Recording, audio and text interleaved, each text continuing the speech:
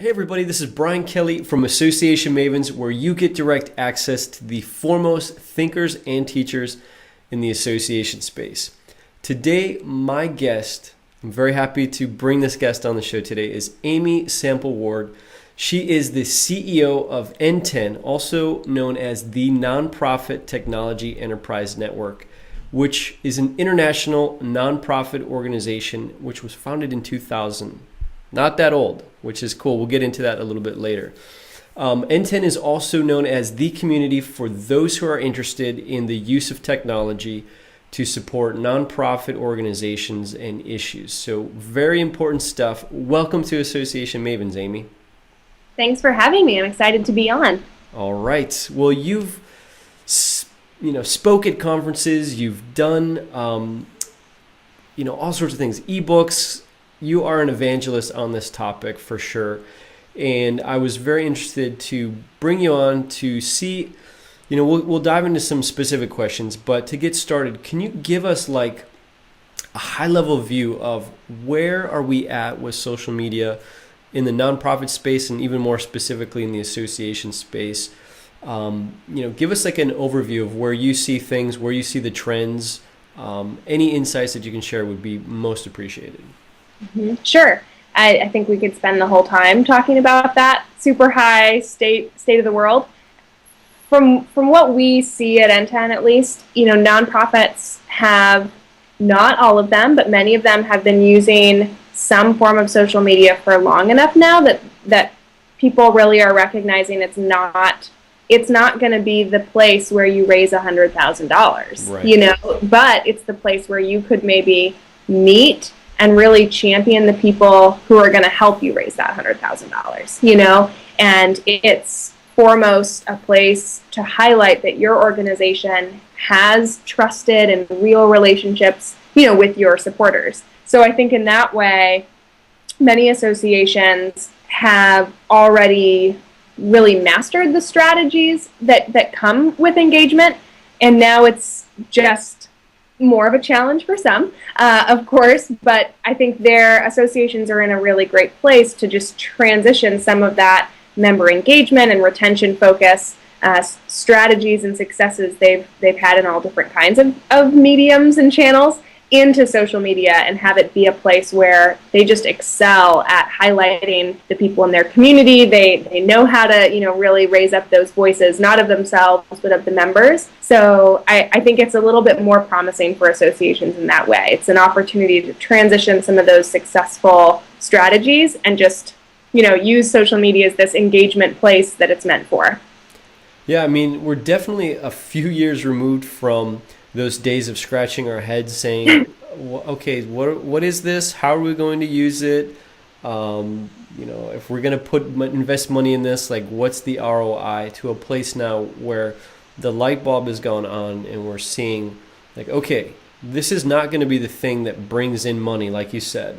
Right. But it's definitely the place to have conversations, interactions, and ultimately to provide value to that audience, whether it's existing members of the nonprofit or the association, or maybe it's prospective folks that really are on the fringe and are curious and want to find out more, and through those social interactions online they're able to get drawn into what the organization is doing.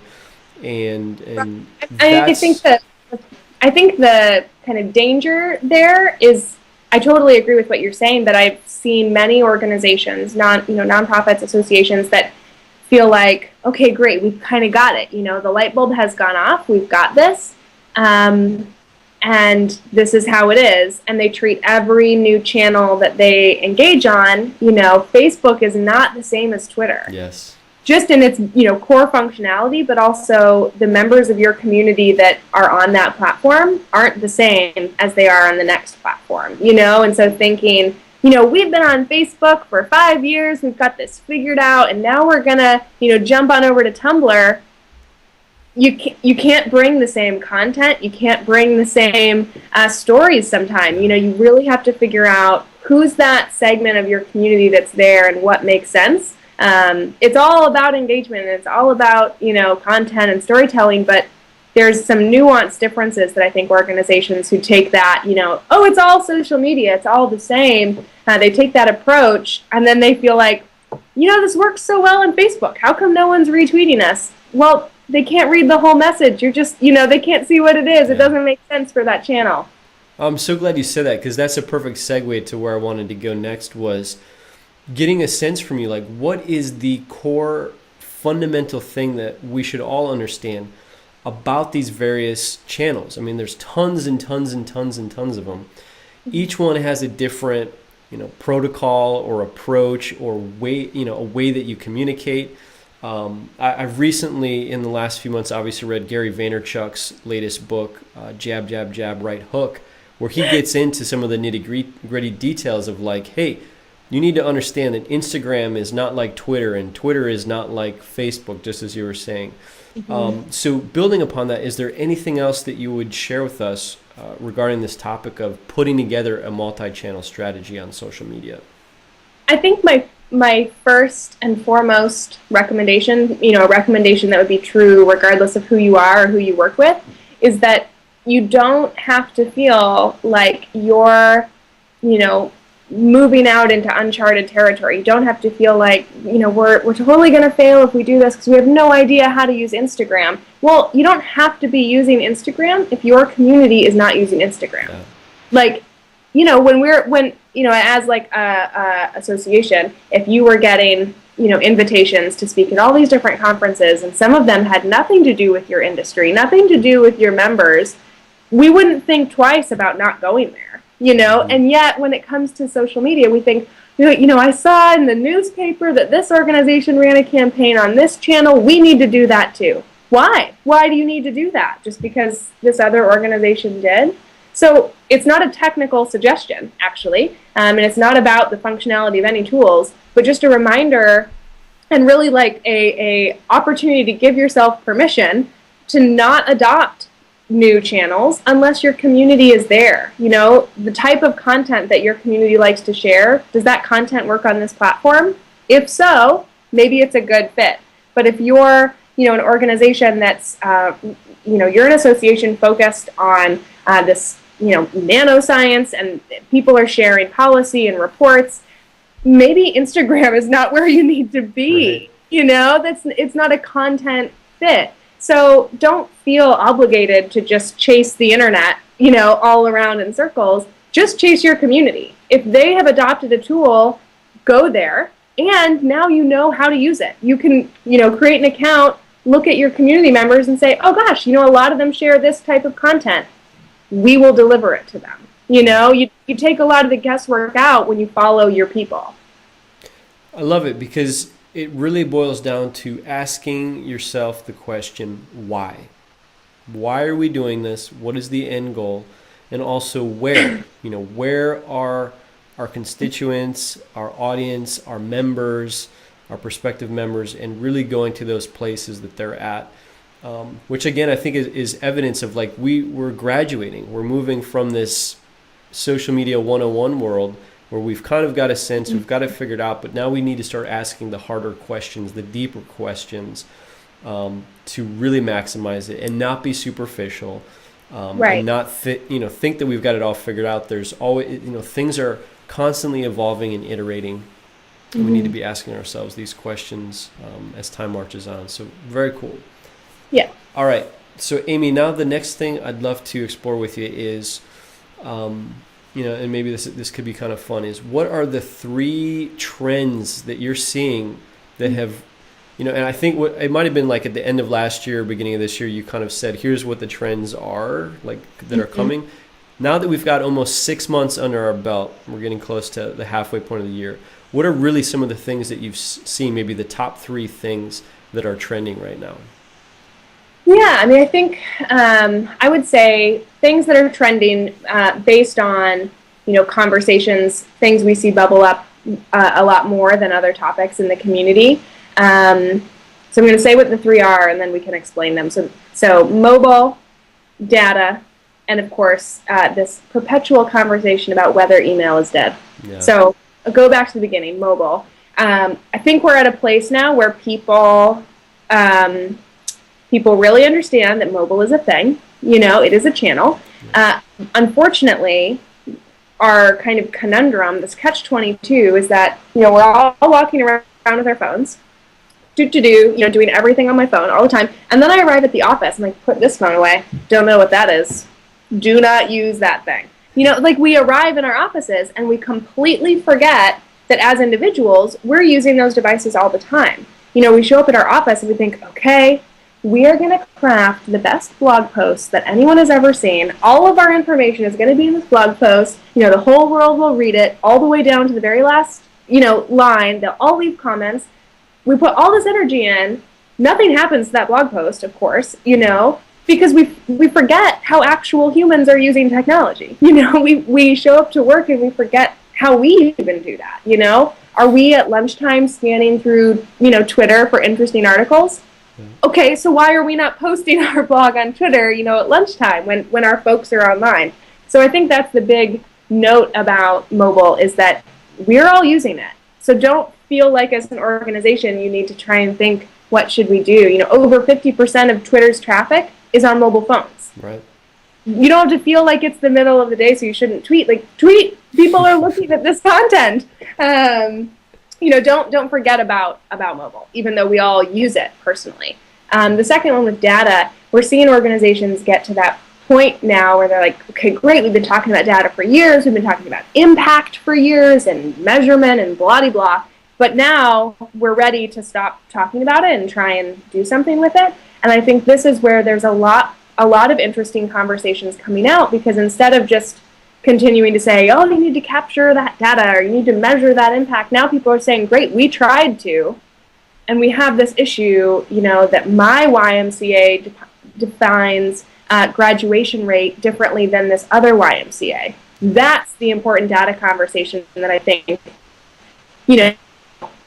affiliates, associations, individual nonprofit organizations are starting to have, that'll really, I think, improve our data ecosystems, because we'll start to say, we have to just decide what graduation rate means, we'll have to get to some of those bigger hurdles.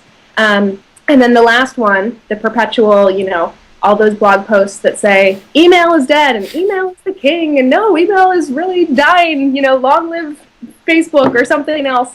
I think that question will probably not go away, because for many of us, email is like the longest standing tool that we've used. A very common icebreaker question that we use at NTEN is, what was your first email address handle?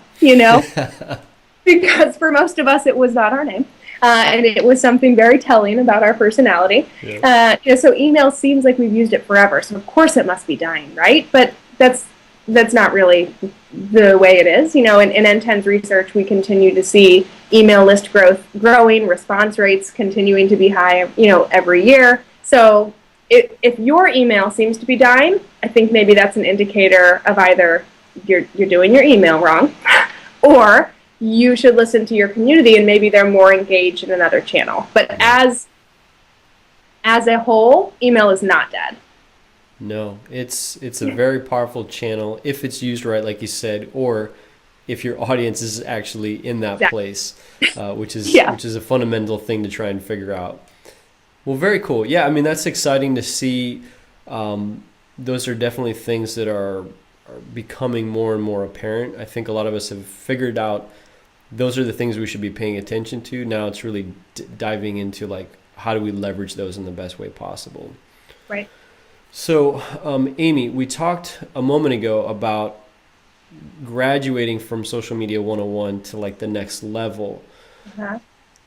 I'm curious to find out from you, from what you've seen, what are some of the ways that member-based organizations have actually begun doing this? Are there any anecdotal stories or things that you can share that you've observed where they are, they've started in this rudimentary place with social media and now they're beginning to evolve and change and grow and really leverage it as a powerful multi-channel strategy?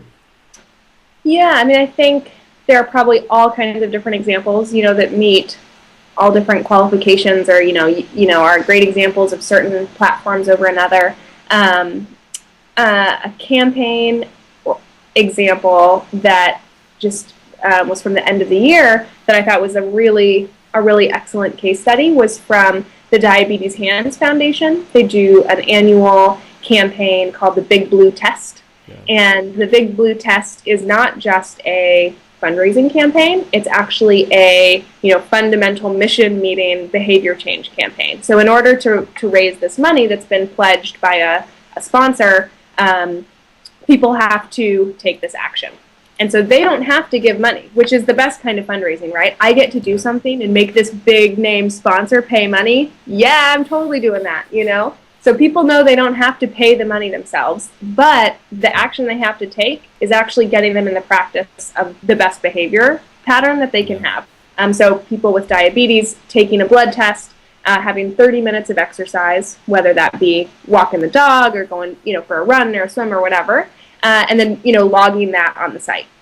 So again, and it lasts for 30 days, which we've all read a bajillion things that say if you can do something for a month, then you changed your behavior.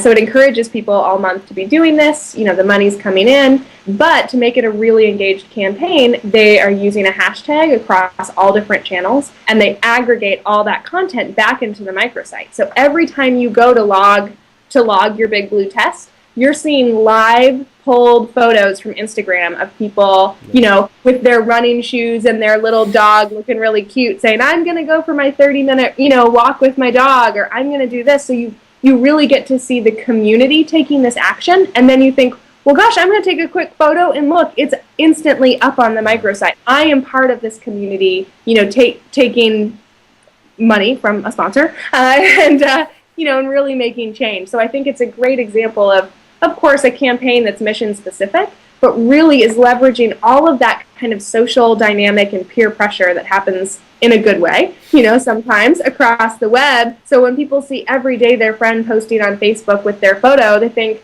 okay, I've liked that a couple days in a row. Maybe I should do that too. It's not hard. I'm just going to go for a walk and register on the site.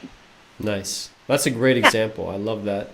Yeah. It definitely shows kind of a holistic, thoughtful, and creative approach to creating a campaign that really gets a lot of engagement, and like you said, puts that social pressure on people to also participate and want to join in on what's happening. Well, and for many organizations, they think we're associations too. We're so small, we have so few staff. How are we supposed to create content for a month-long campaign? Well, Diabetes Hands Foundation isn't really creating any content. Every person posting a photo or a tweet or whatever is creating content for them, and all they had to do was use the hashtag and pull it all together. So you're actually saving yourself a ton of time. It looks like you have all this great content, but it's just your community posting it back. Yeah. That's what they call working smarter, not harder. Yeah. Yes. Exactly. Cool. Well, Amy, I'm going to completely flip the script for our last question. And go something a little bit more along what your specific role is at NTEN.